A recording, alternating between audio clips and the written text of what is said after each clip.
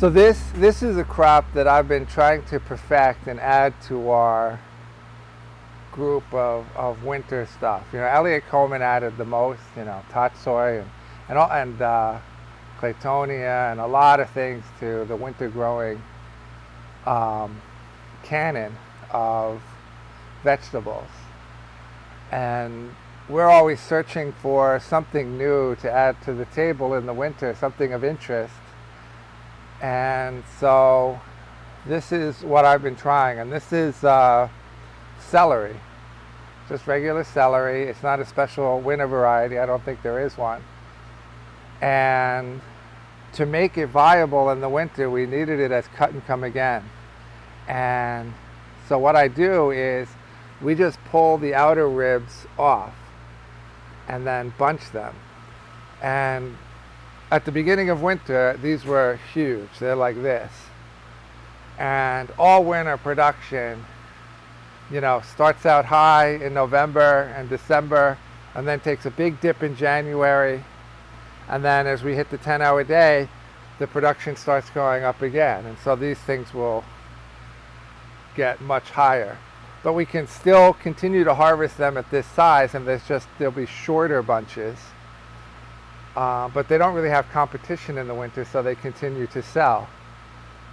And they've turned out to be an incredibly productive and popular crop. People love celery. Since there's not a lot of other vegetables in the winter, they go very, very high on the list. And so they don't mind that they're not getting a whole plant. As you would in summer, you cut a whole plant, sell a whole plant, make it look like the store, maybe cut the tops off a little bit.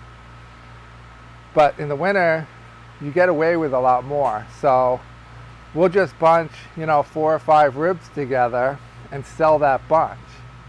And people love it. And it's the first thing to sell out. And because we've been experimenting with it, we haven't grown an incredible amount of it. And beginning next year, we're going to really, really increase the amount of space that we dedicate to it because it's just so wonderful. It's a really great winter crop.